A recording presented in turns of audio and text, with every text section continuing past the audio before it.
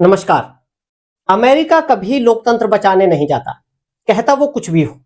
वो जाता है तेल, ताकत और कंट्रोल के लिए। इराक, ईरान, ग्वाटेमाला या बांग्लादेश, सभी जगह एक ही कहानी रची गई, लेकिन वेनेजुएला में कहानी बदल गई। पहले अमेरिका मानता था कि सिस्टम को तोड़ दो, लीडर अपने आप गिर जाएगा। लेकिन अब की बार उसकी स्ट्रेटेजी क्या थी कि लीडर को हटा दो, सिस्टम अपने आप ढह जाएगा। इसलिए ना कोई बड़ी आंदोलनबाजी, ना नोबेल प्राइज विनिंग कोई चेहरा, और ना ही लोकतंत्र बचाने का कोई ढोंग। सीधा हमला, सीधा प्रेसिडेंट को उठा लिया गया। अब प्रश्न यह नहीं है कि अमेरिका चाहता क्या है, यह सबको पता है। प्रश्न यह है कि उसने वो जो पहले वाली स्ट्रेटेजी है सत्ता परिवर्तन की, जो बांग्लादेश वाली स्ट्रेटेजी है, वो इसने यहां पर उपयोग क्यों नहीं की।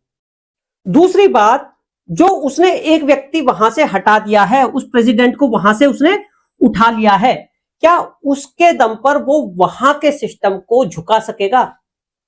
क्या उसका ऑब्जेक्टिव, तेल, ताकत और कंट्रोल वाला जो ऑब्जेक्टिव है, वो उसको अचीव कर सकेगा? यह बड़ा प्रश्न है। हम इस वीडियो में इन सभी बातों को, इन सभी प्रश्नों को कवर करने वाले हैं।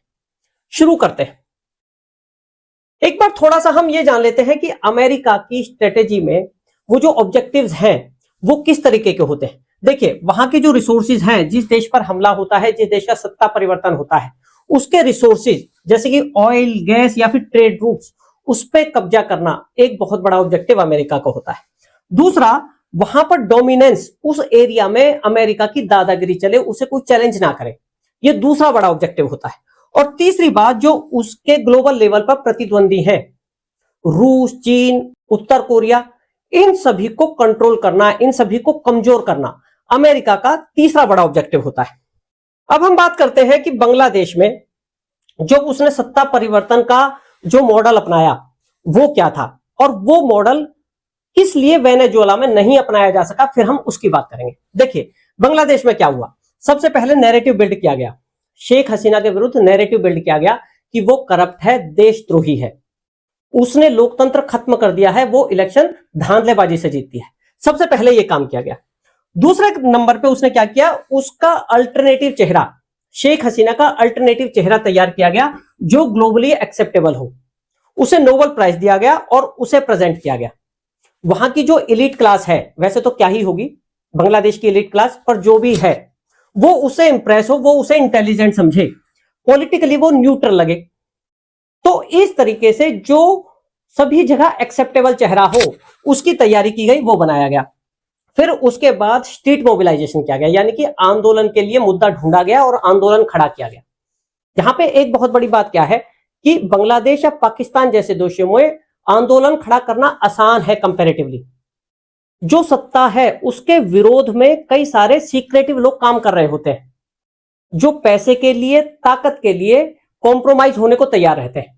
तो बांग्लादेश जैसे देश में आंदोलन करना काफी आसान था। पाकिस्तान में भी इसी तरीके की सिचुएशन रहती है।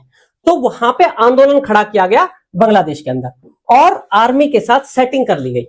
देखिए, जो आर्मी का हेड है बांग्लादेश की, उसकी जो पोजीशन है वो बहुत संदिग्ध है, उसका जो व्यवहार है वो बहुत संदिग्ध है। कहने को कहा जाता है कि वो शेख हसीना के फेवर में था, लेकिन उसने ऐसा कुछ किया नहीं शेख हसीना को बचाने के लिए। आंदोलन होते रहे, सत्ता परिवर्तन होता रहा और वो मूक बैठा रहा, वो चुपचाप देखता रहा। तो उसकी भूमिका संदिग्ध है कि वो कॉम्प्रोमाइज हो गया अमेरिका के हाथों। तो इस तरीके से बांग्लादेश में सत्ता परिवर्तन किया गया। अब हम देखते हैं कि वेनेजुएला में क्या हुआ। वहां पर क्यों नहीं ये वाला फॉर्मूला, ये जो सत्ता चेंज करने का जो टेम्पलेट है, वो वहां पर उपयोग क्यों नहीं हो पाया। देखिए, नैरेटिव बनाया गया, नैरेटिव तो बिल्कुल सही तरीके से बनाया गया। जैसे कि वहां पर ऑटोक्रेसी है, करप्शन है, गरीबी है, और अमेरिका के विरुद्ध वो इलीगल ड्रग्स सप्लाई करता है ना, नशीली दवाओं का वो एक्सपोर्ट करता है इलीगल। तो नैरेटिव वहां पे बनाया गया, लेकिन एक बात तो वहां पे कोई अल्टरनेटिव चेहरा नहीं ढूंढा जा सका जो सबको एक्सेप्टेबल हो, जो वहां की पब्लिक को, और पब्लिक में भी एलिट क्लास को जो एक्सेप्टेबल हो, जो वहां की फौज को एक्सेप्टेबल हो। तो एक तो अल्टरनेटिव चेहरा नहीं मिल पाया। दूसरा, वहां का जो मिलिट्री सिस्टम है वेनेजुएला का, उसको अमेरिका पेनिट्रेट नहीं कर पाया। जो उनका सिक्योरिटी सिस्टम है, जो मिलिट्री सिस्टम है, वो उसने बहुत मजबूत बना के रखा वेनेजुएला ने। वहां पे ना केवल अपना सिस्टम था बल्कि क्यूबा का इंटेलिजेंस सिस्टम, क्यूबा का सिक्योरिटी सिस्टम उसने अपने सिस्टम में इंटीग्रेट किया हुआ था। वहां पे लॉयल्टी मॉनिटरिंग प्रोग्राम उन्होंने सेट किया हुआ था, यानी कि जहां पे भी लगे कि बंदा ये लॉयल नहीं है, ये धोखा दे सकता है, उसको तुरंत हटा दिया जाता। और सिक्योरिटी सिस्टम इस तरीके से था कि आंदोलन वहां कोई पनप नहीं पाया, आंदोलन होता तो उसे दबा दिया जाता। तो अमेरिका सेना के अंदर पेनिट्रेट नहीं कर पाया, वहां का जो सिक्योरिटी सिस्टम है उसको तोड़ नहीं पाया, इसलिए स्ट्रीट मोबिलाइजेशन नहीं हो पाया, इसलिए आंदोलन खड़ा वो नहीं कर पाया। दूसरी बात, ये जो रिजीम चेंज का जो सिस्टम है, सत्ता परिवर्तन का जो बांग्लादेश वाला मॉडल है, उसमें कुछ खामियां हैं जो ट्रंप को एक्सेप्टेबल नहीं हो पाया। जैसे कि जो वो रिजल्ट है, जो आउटकम है, वो बहुत अनसर्टेन है। किस तरीके से अनसर्टेन है? जैसे कि अमेरिका ने नेपाल में यूज किया और लास्ट के मौके पे सब कुछ सही चल रहा था और लास्ट के मौके पे वो रह गया, क्योंकि नेपाल की सेना के साथ वो अलाइन नहीं कर पाया, नेपाल की आर्मी में वो घुस नहीं पाया, उनसे वो कॉम्प्रोमाइज नहीं करवा पाया। पहली बात। बांग्लादेश में भी अगर देखें तो उसने सत्ता परिवर्तन तो करा दिया, लेकिन सत्ता परिवर्तन कराने के बाद वहां पे जो कयास हुआ, वहां पे जो राजनीतिक सिचुएशन, वहां पे जो सोशल सिचुएशन बिगड़ी, उसको देखते हुए अमेरिका के ऑब्जेक्टिव अभी भी अनसर्टेन है कि वो अचीव हो पाएंगे नहीं हो पाएंगे। देखिए, बांग्लादेश में उसका ऑब्जेक्टिव क्या था? एक क्रिश्चियन स्टेट बना लेना या सेंट मार्टिन आइलैंड हासिल कर लेना, और अभी तक मोहम्मद यूनुस इस बारे में कुछ कर नहीं पाया है। तो जो ऑब्जेक्टिव्स हैं उनका अचीवमेंट बहुत अनसर्टेन है। तीसरी बात, ये जो प्रोसेस है सत्ता परिवर्तन कराने की, ये बहुत टाइम टेकिंग है। इसमें 1 साल लगे, 2 साल लगे, 3 साल लगे। अब ट्रंप अब वो परिवर्तन कराना शुरू करे और वो परिवर्तन हो पाए अगली सरकार के टाइम कॉल में, तो क्या होगा? इसका क्रेडिट ले जाएगी अगली सरकार। तो ट्रंप को ये चीजें, ये वाला जो मॉडल है, ये पसंद नहीं आया, इस तरीके का विचार है। अब देखो, ट्रंप का अपना एक स्टाइल है, वो किस तरीके के रिजल्ट चाहता है।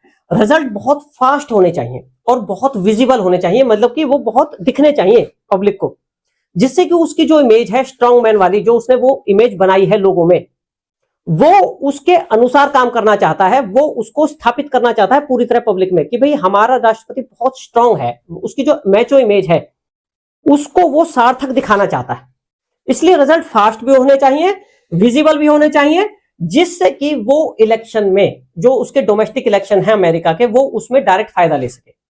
देखिए, जो सत्ता परिवर्तन कराया जाता है वो डिपेंड करता है नेता की स्टाइल पर, लेकिन इस मॉडल की अपनी लिमिटेशंस हैं, है ना। अब देखो, अगर हम इस मॉडल की बात करें या हम इस तरीके की बात करें, तो यहां पे देखो, प्रेसिडेंट तो उठा लिया, प्रेसिडेंट को हटा दिया, लेकिन वहां का जो सिस्टम है, वहां की आर्मी, वहां की ब्यूरोक्रेसी, वहां का पार्टी स्ट्रक्चर अब भी वही है। तो अभी जो ऑब्जेक्टिव्स हैं अमेरिका के, तेल, ताकत और कंट्रोल के, वो अचीव नहीं हो पाए हैं। अब देखने वाली बात क्या है? देखने वाली बात यह है कि अमेरिका उस नए व्यक्ति को जो राष्ट्रपति की जगह बैठाया जाएगा, वो कितना एक्सेप्टेबल होगा वहां की पब्लिक को, वहां की एलिट क्लास को, वहां की सेना को। यानी कि वो जो चेहरा ढूंढना है वो एक बड़ा चैलेंज है, और वो नेता इस तरीके का होना चाहिए जो एक्सेप्टेबल हो, साथ में रूस और चाइना को एक तरफ करके अमेरिका के हितों की पूर्ति करे, यानी कि वो जो ऑयल रिसोर्सेज हैं उस पर अमेरिका का अधिकार हो जाए। जो अभी चीन और रूस को एक्सपोर्ट होता है तेल, वो नेता उनको साइडलाइन लगा दे। तो ये ऑब्जेक्टिव्स अचीव होने अभी बाकी हैं, और वो कितने अचीव हो पाएंगे ये बहुत श्योर नहीं है, ये बहुत सर्टेन नहीं है।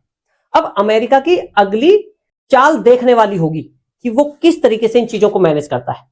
जैसे जैसे अगली घटनाएं घटित होंगी, हम उस पर वीडियो बनाएंगे, हम उसका एनालिसिस करेंगे। Thank you.